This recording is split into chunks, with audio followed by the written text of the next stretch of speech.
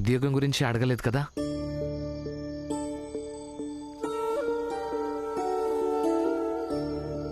నేను నిన్ను పని గురించి అడిగుండాల్సింది. తరచుగా ఇదే జరుగుతుంది రమా. మగాళ్ళు కేవలం తమ ఇబ్బందులే చెప్తూ ఉంటారు, భార్యను అడగాలనేది మర్చిపోతూ ఉంటారు. సారీ. ఇప్పుడు చెప్పు, నీకు పని దొరికిందా? దొరికింది. ఏం పని? దుకాణం శుభ్రం చేయాల్సి ఉంటుంది, అలాగే ఎంగిలి గిన్నెలు కూడా శుభ్రం చేయాల్సి ఉంటుంది. ఒక్కరోజు కూడా సెలవు లభించదు. అది మీరు లెక్కలు నేర్పించారు కదా, ఇక్కడ కర్మాగారంలో పొద్దునుంచి సాయంత్రం వరకు ఎన్ని బస్తాలు వెళ్ళాయి, ఎన్ని వచ్చాయో లెక్క పెట్టాలి. ఇది నిజంగా మంచి విషయం రమా, అభినందనలు. మీరు చదివించి మంచి పని చేశారు కదా. మీరు నన్ను క్షమించండి, మొదటిసారిగా అబద్ధం చెప్తున్నాను. నాకు పని దొరికిందన్న విషయం మీకు చెప్పడం అవసరం, అలాగే ఏం పని చేస్తున్నానో దాచిపెట్టడం కూడా అవసరమే.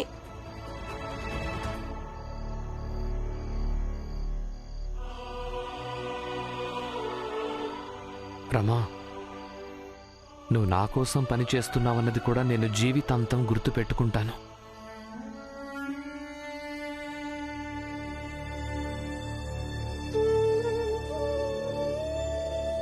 వెళ్దామా? పద.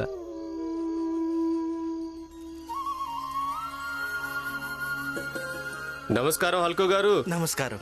నమస్కారం హల్కు గారు. నమస్కారం. ఏర్పాట్లన్నీ అయిపోయాయి కదా? అద్భుతం. సోదరి మనులారా, నేను మీ అందరికీ మనస్ఫూర్తిగా రుణపడి ఉంటాను. మీరందరూ ఇక్కడికి వచ్చినందుకు. ఈరోజు భోజనం వల్ల ఒకటి మనం నేర్చుకోవాలి. జీవితంలో మీరు ఏదైనా చేయండి, కానీ మన పిల్లల్ని మాత్రం చదివించొద్దు. లేదంటే వాళ్ళు కూడా ఈ భీమ్రావు లాగే తిరుగుతూ ఉంటారు.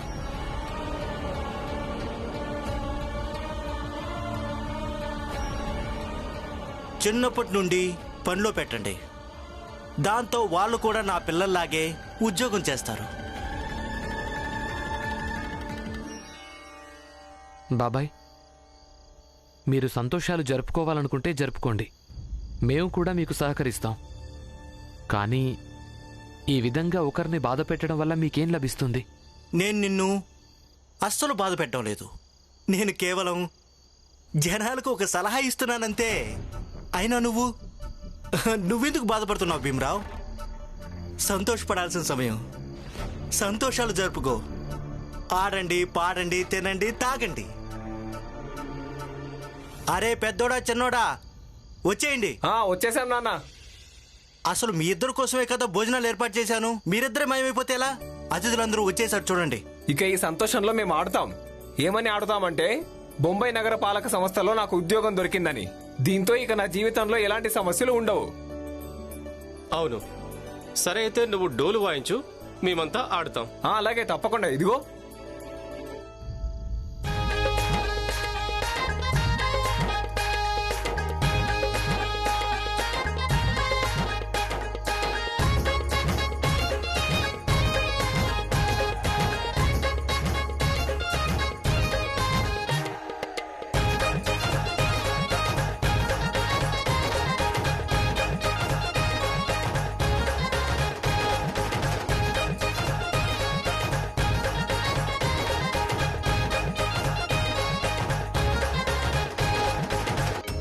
హితేష్,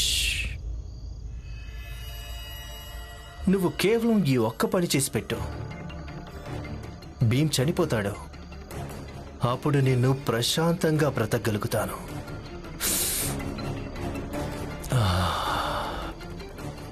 నా జీవితం, నా కెరీర్ మీద దృష్టి పెడతాను. నువ్వు తొందరగా కబురు తీసుకొని రా హితేష్.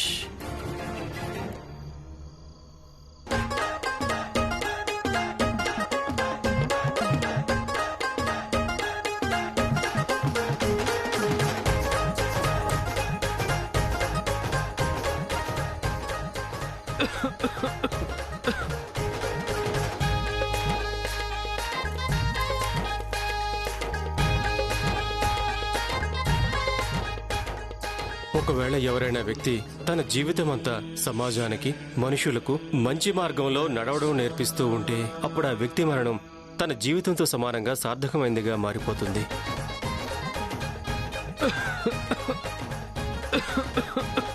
ఏమైంది?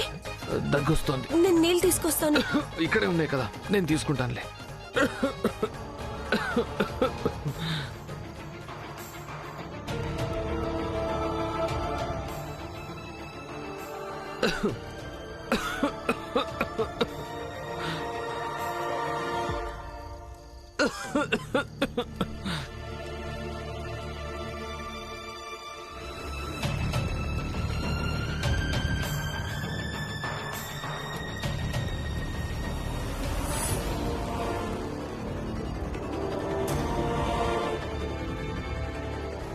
నేను తాగుతాను, నువ్వు వేరే తీసుకో.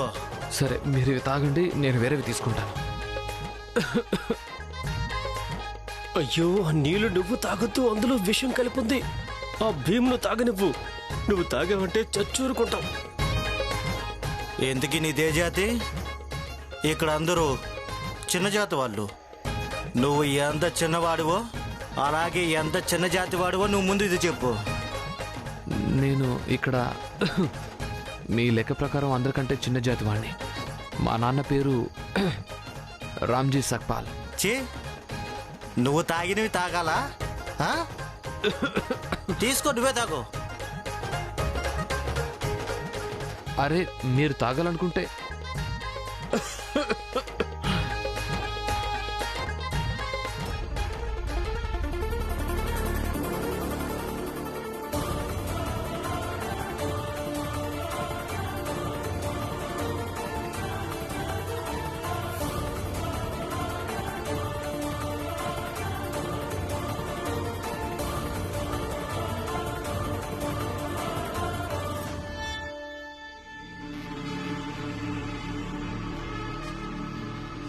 ఇప్పుడు ఈ శుభవార్త వెళ్ళి నరోత్తం జోషి గారికి నేను చెప్పాలి. భీమ్రావ్ విషం కలిపిన నీళ్లు తాగేశాడని. ఏమైంది? ఇంతసేపు ఎందుకు ఇక్కడ ఉన్నారు? నీళ్ళు తాగారా లేదా? నేను నీళ్లు తాగేశాను. ఒక వ్యక్తి ఇక్కడికి వచ్చాడు, బాగా తాగేస్తున్నాడు. ఎంతగా తాగుతున్నాడంటే తన పేరేంటో కూడా తనకే గుర్తులేదు. కానీ ఇది మాత్రం గుర్తుంది, నేను చిన్న జాతి వాడినని. ఎవరతను? అతనెవరో తెలీదు. ఇప్పటిదాకా ఇక్కడే ఉన్నాడు, అదే చూస్తున్నాను. బహుశా వెళ్ళిపోయి ఉంటాడు. వదిలే, పద.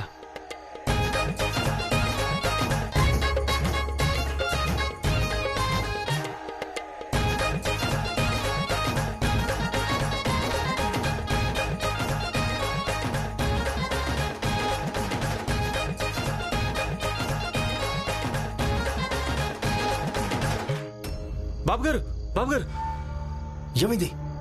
పని పూర్తయిందా? బాబుగారు, నేను నీళ్లలో విషం కలిపేశాను. భీమ్రావు వాటిని తాగేశాడు కూడా.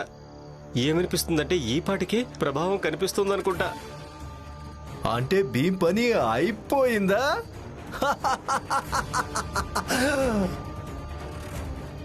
భీమ్రావ్ స్వాహా.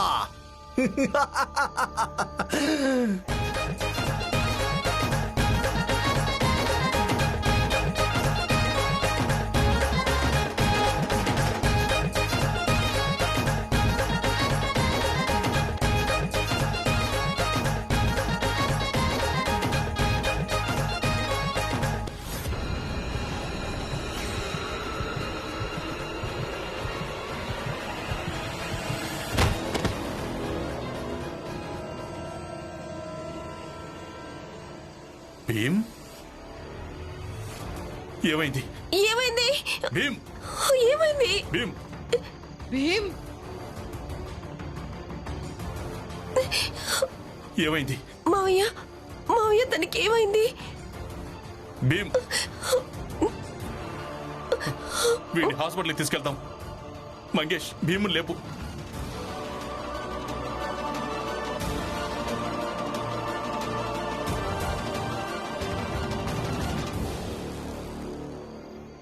అత్తయ్య, మీరెక్కడికి వెళ్తున్నారు? భీమరావుకి ఏదైనా జరగని కాక ఇంటి పనుల్లోంచి బయటపడి ఇలాంటి సంబరాలకు ఎక్కడి నుంచి వస్తాం? ఇక్కడే ఉండండి. కానీ భీమ్కి హఠాత్తుగా ఏమైంది? ఇప్పటిదాకా బాగానే ఉన్నాడే. ఎవరికి తెలుసు, వీళ్ళకొచ్చిన ఉద్యోగాలకు ఆయన సంతోషంగా లేడేమో. డాక్టర్ గారు, డాక్టర్ గారు, డాక్టర్ గారు, డాక్టర్ గారు, నా కొడుకు నేల మీద పడిపోయాడు, చూడండి. త్వరగా లోపలికి తీసుకురండి. పద పద.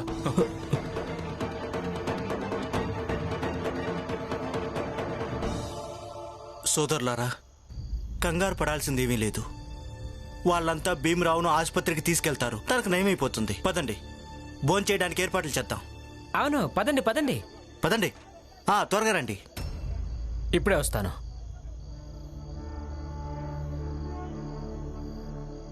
ఆగండి, హా? మీరు డోలు బాగా వాయిస్తున్నారు. ఏదో అప్పుడప్పుడు అలా వాయిస్తూ ఉంటాను. అన్నట్టు మీ ఉద్యోగం పెద్ద స్థాయిదే కదా? అవును.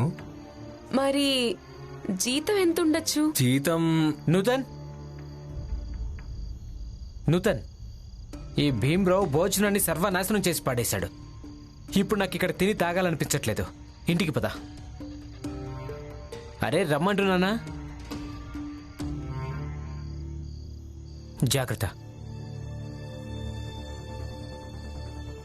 పక్కకు తప్పుకోండి, తప్పుకోండి.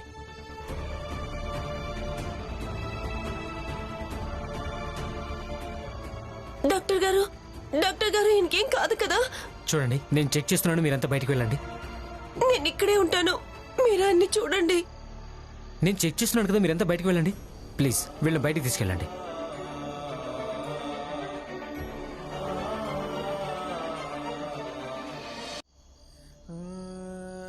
రామ్మా, బయటికి పదమ్మా. పదరామా, పద.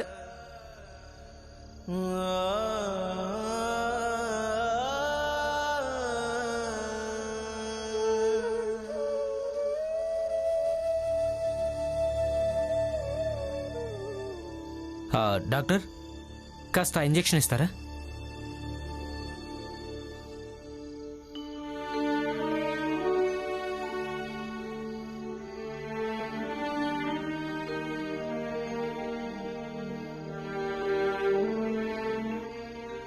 చూడండి,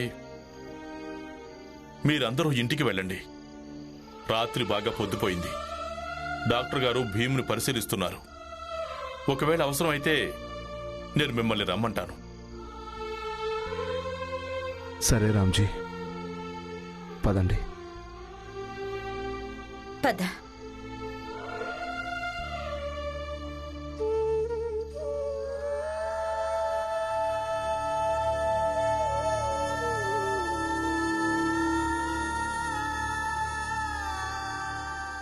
డాక్టర్, మిమ్మల్ని ఇంజెక్షన్ ఇవ్వండి. ఏం చేస్తున్నారు?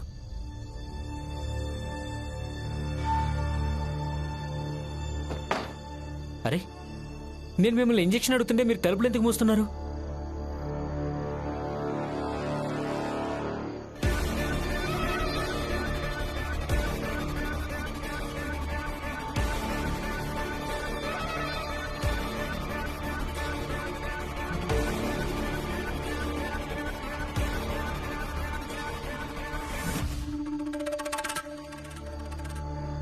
డాక్టర్ గారు, మీరు వీడికి వైద్యం చేయండి, కానీ కేవలం వీడి కుటుంబ సభ్యులకు చూపించడానికే. వీడిని కాపాడడం కోసం కాదు. ఎవరు మీరు? ప్రస్తుతం నేను మీ శ్రేయోభిలాషిని. నేను చెప్పేది వినండి, చాలా లాభం పొందుతారు. అందరూ మీకు ప్రాణాలు కాపాడడానికి డబ్బులు ఇస్తారనుకుంటా, కానీ నేను మీకు వీడి మరణానికి డబ్బులిస్తాను. అడిగినంత.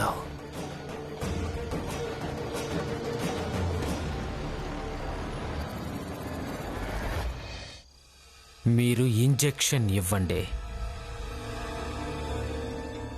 మీరు ఇంజెక్షన్ ఇవ్వండి.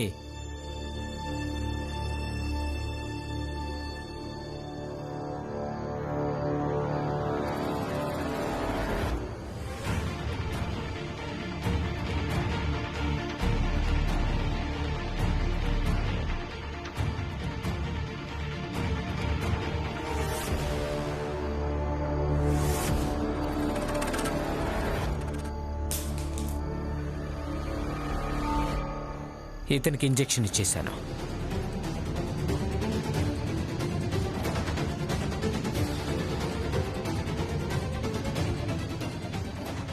అలాగే నేను మీ డీల్కి ఒప్పుకున్నాను అనుకోండి. మామయ్య, డాక్టర్ ఆయన్ని కాపాడతారు కదా? రామా, ఊరుకో తల్లి, అంతా చక్కబడుతుంది. డాక్టర్ మీద నమ్మకం ఉంచు. మన భీమ్కి ఏమీ కాదు, ఏమీ కాదు భీమ్కి.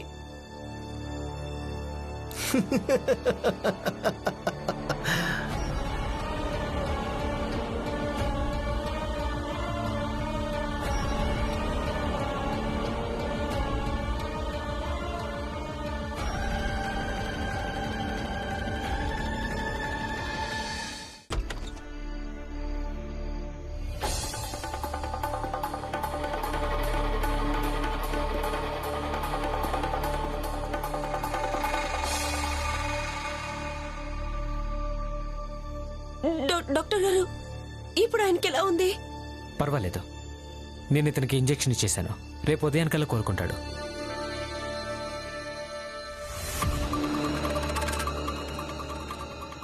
కోలుకోవడం కాదు, ఉదయానికల్లా ఈ భీమరావు పైకే పోయి ఉంటాడు. డాక్టర్ గారు, కంగారు పడాల్సిందేమీ లేదు కదా? నిశ్చింతగా ఉండండి. నిజానికి ఎక్కువగా టెన్షన్ పడడం మూలంగా, బెంగ కారణంగా ఏం జరుగుతుందంటే మనిషి శరీరం తన కంట్రోల్లో ఉండదు. అప్పుడు తన తల తిరిగి పడిపోతూ ఉంటాడు.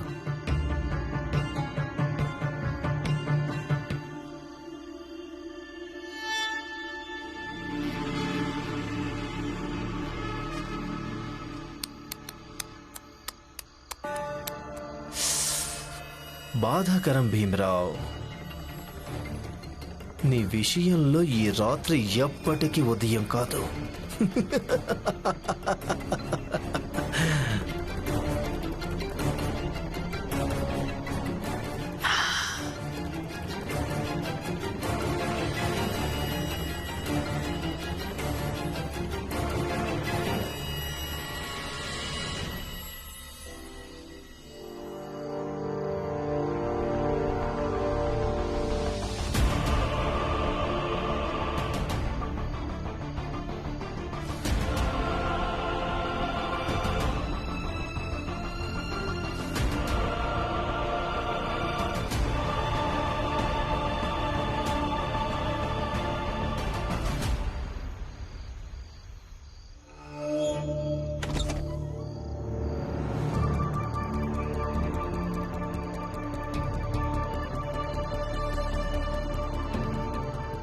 అత్తయ్య, ఈరోజు భోజనం చాలా రుచిగా ఉంది కదూ? మంచిదే అయింది ఆ భీమ్తో పాటు హాస్పిటల్కి వెళ్ళకపోవడం. వెళ్ళి లక్ష్మి, వెళ్ళి వంట చేయి, హాస్పిటల్కి తీసుకెళ్ళాలి. అక్కడ అందరూ ఆకలితో ఉన్నారు. నేను చెప్పాను కదా, నేను విందు నుంచి తిరిగొచ్చాక వంట చేయనని. లక్ష్మి, నీతో వాదించడమే వృధా. అమ్మా, మీరు వెళ్ళి వండండి. అత్తయ్య కూడా వంట వండదు. ఇక్కడ మేము ఎవ్వరికీ పని మనుషులం కాదు. ఒకవేళ మీరు వండుకోవాలనుకుంటే వండుకోండి. సరే అయితే నేనిచ్చేస్తాను నా తమ్ముడికి, వాడి భార్యకి, నాన్న అత్తయ్యల కోసం ఏం చేయాలో చేస్తాను. అలాగే మీరు కూడా చూడండి, మీరిద్దరూ ఇంటి కోడళ్ళు, అలాగే ఏం చేస్తున్నారో. అత్తయ్య, మీరు నిద్రపోండి. ఈ ఇంట్లో ఇలాంటివన్నీ జరుగుతూనే ఉంటాయి.